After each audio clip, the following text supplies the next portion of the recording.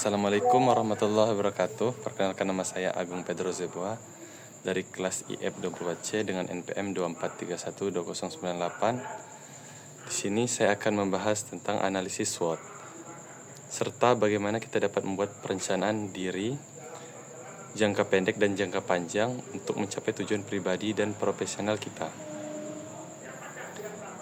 Pertama-tama, mari kita bahas tentang analisis SWOT yang merupakan alat yang sangat berguna untuk evaluasi posisi diri kita. SWOT terdiri dari 4 elemen, yaitu strengths, weaknesses, opportunities, dan threats. 1. Strengths atau kekuatan.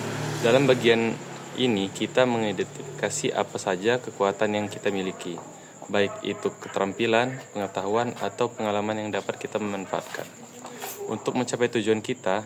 Misalnya saya memiliki kemampuan dalam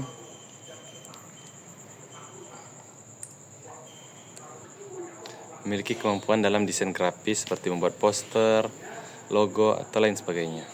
Weaknesses atau kelemahan. Selanjutnya, kita juga harus menyadari kelemahan kita, mengidentifikasi kelemahan memungkinkan kita untuk memperbaiki diri. Salah satunya kelemahan saya adalah susah membagi waktu. Opportunities, peluang. Kita juga harus memanfaatkan peluang yang ada.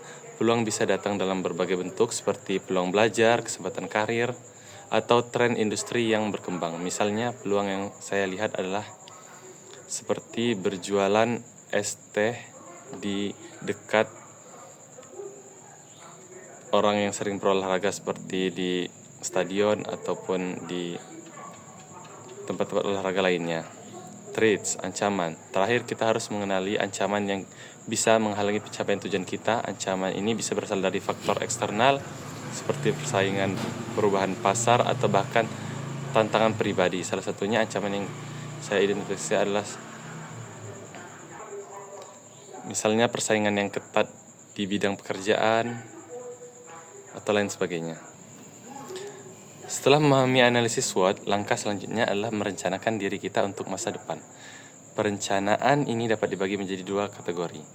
Perencanaan jangka pendek dan perencanaan jangka panjang. 1. Perencanaan jangka pendek.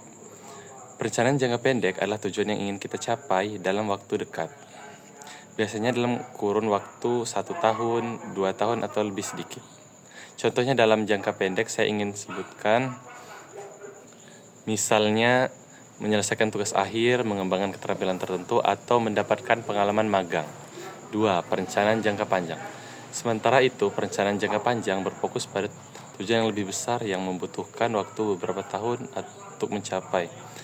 Misalnya mendapatkan pekerjaan tetap di bidang yang kita minati, melanjutkan pendidikan, atau memulai usaha sendiri. Sebagai kesimpulan, melalui SWOT dan perencanaan yang matang, kita dapat memetakan langkah-langkah yang perlu diambil untuk mencapai tujuan kita dengan memahami kekuatan, kelemahan, peluang, dan ancaman, serta merencanakan tujuan jangka pendek dan panjang. Kita akan lebih siap menghadapi tantangan dan memanfaatkan peluang yang ada. Demikian presentasi singkat yang mengenai SWOT, analisis, dan perencanaan diri. Terima kasih atas perhatian Anda, dan semoga informasi yang saya bagikan dapat bermanfaat. Wassalamualaikum warahmatullahi wabarakatuh.